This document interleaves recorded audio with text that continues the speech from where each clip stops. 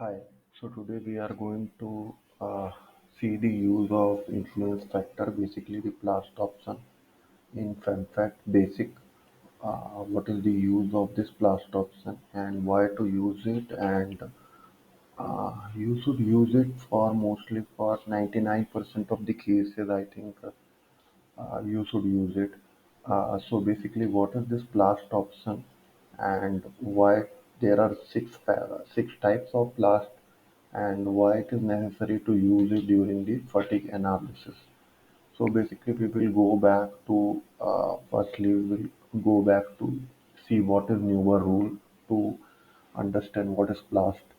So basically, there are two types of basically sometimes what happens is in actual scenario, like if we perform the fatigue testing and the material is going to the plastic state, then in our FE model we should always use uh, if you want to correctly evaluate the stresses, you should always use the plastic model, material plastic model. But sometimes those plastic models are not available with us. The plastic values, the stress strain uh, curve after the yield limit is we are not available with us. So at that time, what we do is we solve the model using linear material properties, and then we use Neuber's rules to convert this linear stress strain into elastic plastic stress strain. So basically, once my FE model is solved, I have linear stresses, which are elastic stresses, which are much higher uh, magnitude. Then we convert it into elastic plastic strain, uh, stress and strain, basically using Neuber's rule. So how the Neuber rule use converts elastic into elastic plastic stress strain? We will see in the next slide. So basically, it assumes like the area under elast this area under stress strain when it is solved with linear materials versus the actual area under the actual stress strain. So this will be equal to this both area will be equal to each other. So on the basis of that, we will obtain using Neuber's rule the actual stress strain after plastic after yield limit. So once this is done, so the Neuber rule is nothing but we are using this blast option. So, and now once you understand this, why we use Neuber's rule, and so we are solving our FE model using linear material properties, and we will use this stress strain rearrangement in blast option. Then you may ask why if we have material non-linear properties also, then can we use in then can we use in like in the fatigue solver? Yes, you can use it. You just need to switch it off. But I will recommend that even if you have those properties, then you should always focus to solve the fatigue problems to generate the FE results of the problems which you are going to solve in FEMFAT later words. You should always use the linear material properties. Why? Because most of the times, like when if suppose this is the case, this is stress strain corresponding to two time signals.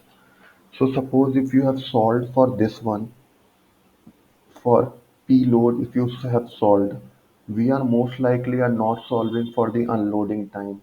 Means, uh, yeah, 1 second.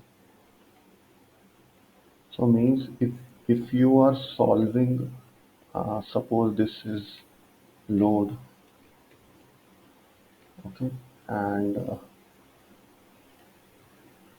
this is time, okay.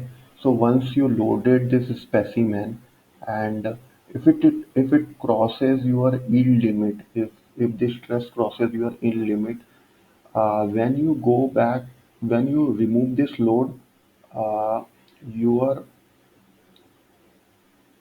means there will be some residual stresses will be still be there in the specimen.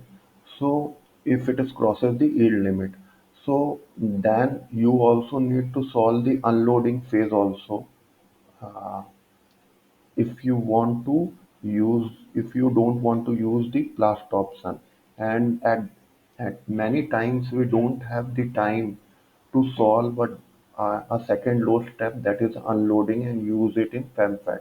So for that reason, we always we if you have are performing pulsating cycle, you will just read the upper limit, and lower you will keep as you will not read anything in lower.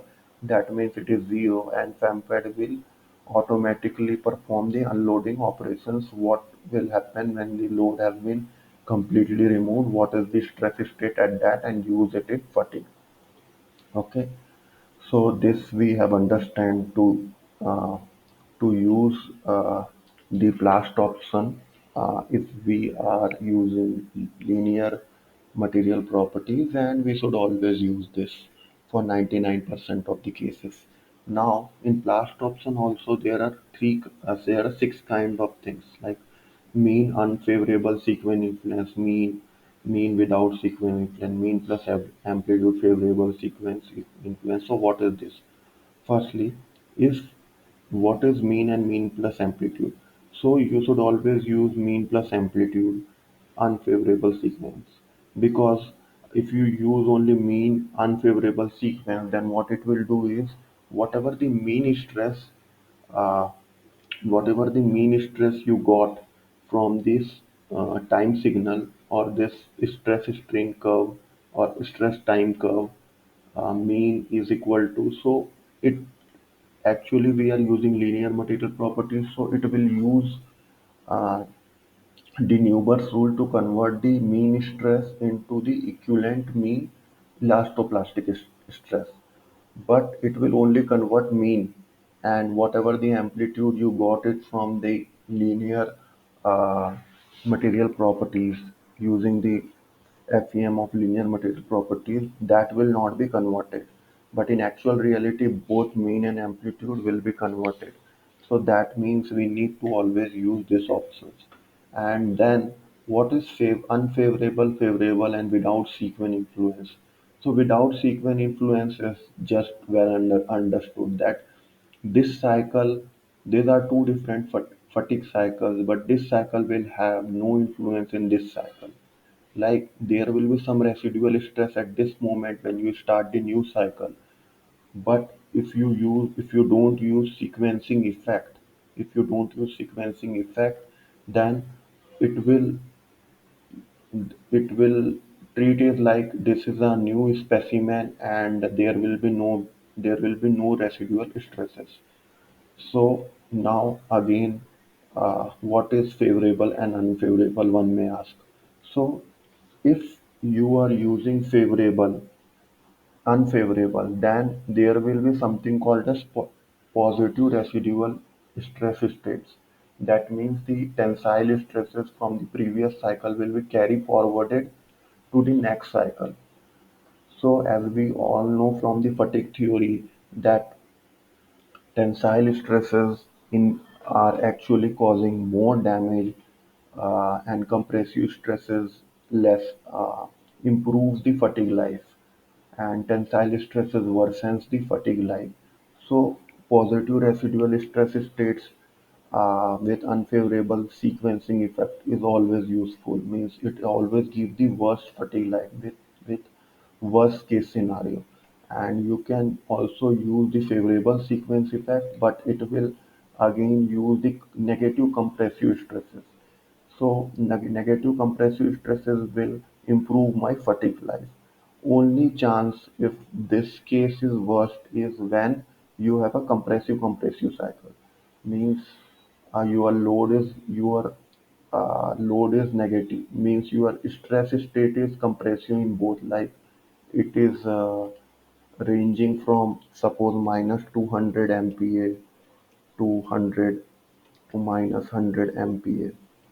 At this time, favorable sequencing effect might be giving minimum life, but in most of the engineering scenario, whatever we solved, in most of the practical cases, uh, this will have always the worst life, unfavorable sequence.